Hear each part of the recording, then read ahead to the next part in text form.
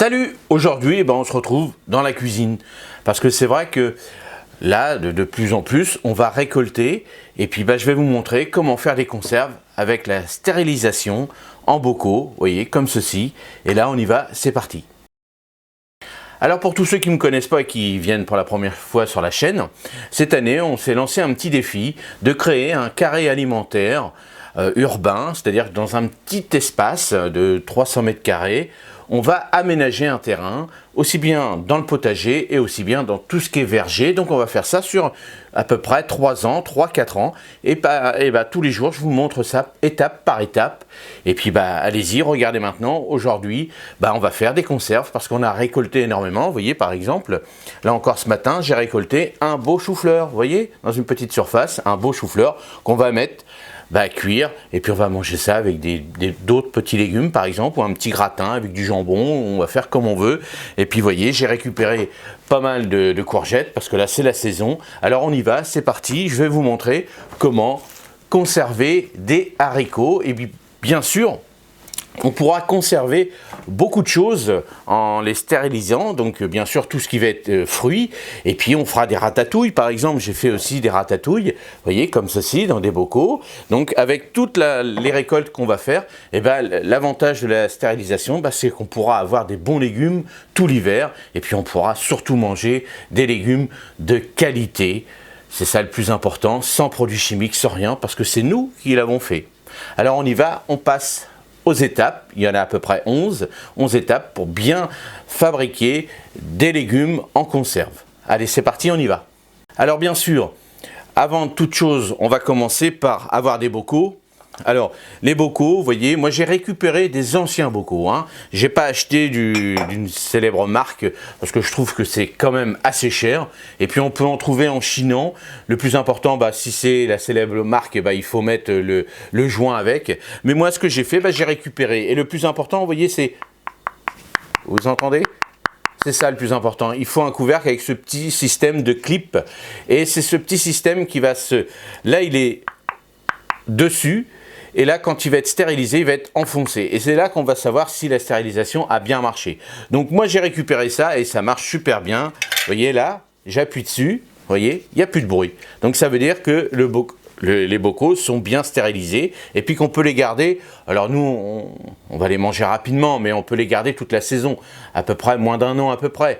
Mais il n'y a pas de conservateur, il n'y a rien dessus. Surtout, ces produits-là, c'est tellement bon qu'on va les manger rapidement. Donc c'est ça qui est important, donc bien récupérer. Le plus important, c'est de bien laver à l'eau chaude.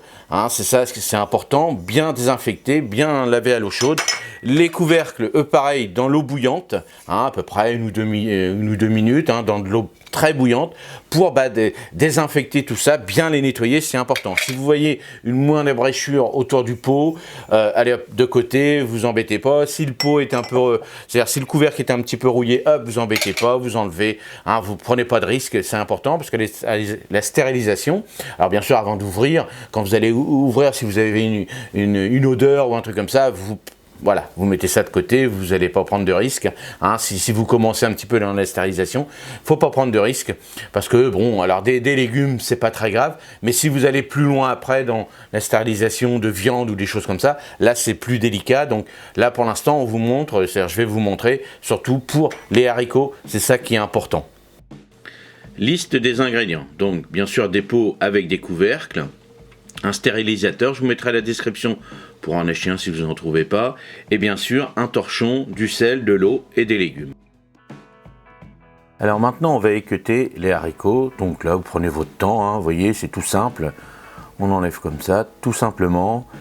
Et on fait ça tranquillement devant la télé. Nous, c'est ce qu'on a fait. Et voilà, cette partie est très importante pour vérifier la qualité des haricots. Et surtout de vérifier si les haricots n'ont pas des fils à l'intérieur. On a coupé en deux un haricot et puis on a regardé s'il était filandreux ou pas. Cette variété-là n'a pas de fil, donc c'est des variétés de qualité. Maintenant, on va blanchir les légumes, donc là les haricots, on va les blanchir dans une eau frémissante pendant 1 à 2 minutes en fonction de la grosseur des haricots, c'est important. Ensuite, on va arrêter la cuisson en mettant les haricots, une fois blanchis, dans de l'eau très froide. Comme ça stabilise tout de suite la couleur du haricot et surtout, ça arrête la cuisson. Ensuite, nous allons ranger les haricots dans les bocaux. Alors tout simplement, soit en petits fagots, vous pouvez les couper en morceaux si vous voulez. Nous, on les a mis entiers. Et le plus important, c'est de bien serrer pour éviter les poches d'air. Donc vous voyez comment on a fait. Donc là, pareil, tranquillement, on met ça, on s'est installé tranquillement sur une petite table. Et on fait ça en famille, vous voyez, déjà on a bien avancé. Et bien sûr, on a fait différentes quantités dans des bocaux. On a fait des grands bocaux et des petits bocaux pour avoir des bocaux de 2-3 parts et puis des petits bocaux pour une personne.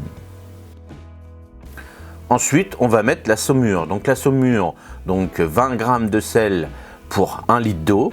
Donc là, de l'eau tiède pour que le gros sel se dissout. Et là, on met à peu près à 2 cm du beurre. On remplit bien à peu près à 2 cm du beurre, c'est important. Et on y va tranquillement avec une petite louche, vous voyez, tout simplement.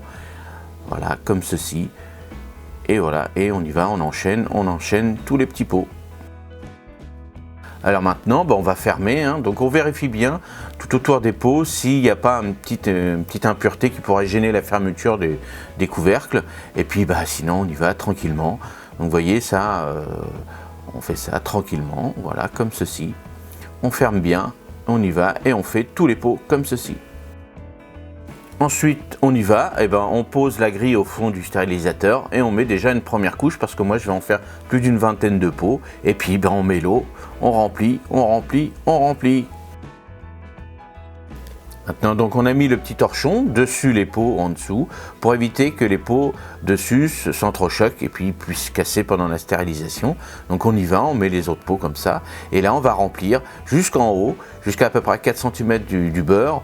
On remplit complètement les pots d'eau et puis après on va mettre le couvercle. Donc voilà, on va remplir jusqu'au gros beurre et on laissera 4 cm à peu près. Vous voyez, comme ceci.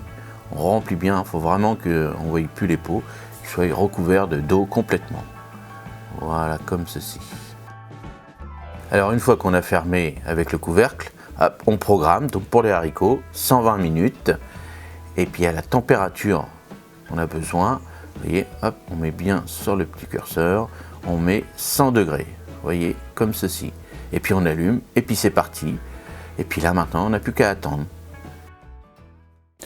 Alors une fois que le temps est écoulé, on va laisser refroidir dans le stérilisateur directement. Alors on pourra, quand le stérilisateur sera à peu près au bout d'un quart d'heure, 20 minutes, commencera à bien se refroidir, il faudra enlever le couvercle. Sinon vous pouvez laisser le couvercle. Attention, le couvercle est très chaud pendant la stérilisation, donc faites attention de ne pas toucher au couvercle.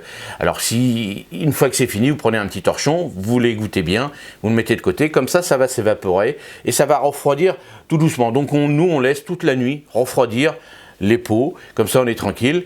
Une fois que c'est refroidi, on prend le pot, on l'essuie bien et on le met dans un petit placard. Dans le noir, c'est mieux, comme ça, il n'y a pas le jour qui vient agresser un petit peu la couleur et autres. Et on met ça et puis on va les déguster tranquillement. Alors voilà, cette vidéo est terminée. J'espère que vous avez appris quelque chose aujourd'hui. Je vais vous mettre dans la description quelques liens avec, donc bien sûr, le stérilisateur et aussi quelques notes aussi pour pouvoir faire des ratatouilles, par exemple le temps de cuisson pour la ratatouille. Alors bien sûr, je ne vais pas vous mettre des recettes parce qu'on va en faire régulièrement. Alors après, les recettes de ratatouille, c'est vous qui allez faire vos épices dedans, vos petites choses. Mais je vais vous mettre quelques trucs, par exemple pour les fruits, combien de temps, les fruits en sirop par exemple. Alors bien sûr, je vous avais montré une vidéo il y a l'année dernière avec comment conserver dans le jardin. Donc vous pourrez la revoir aussi et vous verrez que j'ai fait différentes sortes de conservation. La stérilisation, c'est super parce que là on a des conserves. Et bien sûr on peut faire aussi de la conserve, non pas dans de l'eau, mais dans de l'huile, dans du sel, dans du sucre, vous voyez, dans du vinaigre par exemple pour les cornichons. Donc vous voyez, dans des bocaux on peut faire beaucoup de choses. Mais ça on va apprendre ça à fur et à mesure de l'évolution du carré urbain que j'ai préparé pendant 2-3 ans. Je vais vous montrer les petites astuces comme ça. Alors j'espère que cette vidéo vous a plu, et puis allez-y, laissez-moi des commentaires, et puis si vous avez des petites recettes, comment vous avez fait vos haricots ou d'autres légumes, allez-y, il faut le faire, le partage, c'est ça le plus important. Alors comme d'habitude, protégez-vous bien, parce que le virus est toujours là, et puis passez une bonne semaine, et puis à mardi prochain. Salut!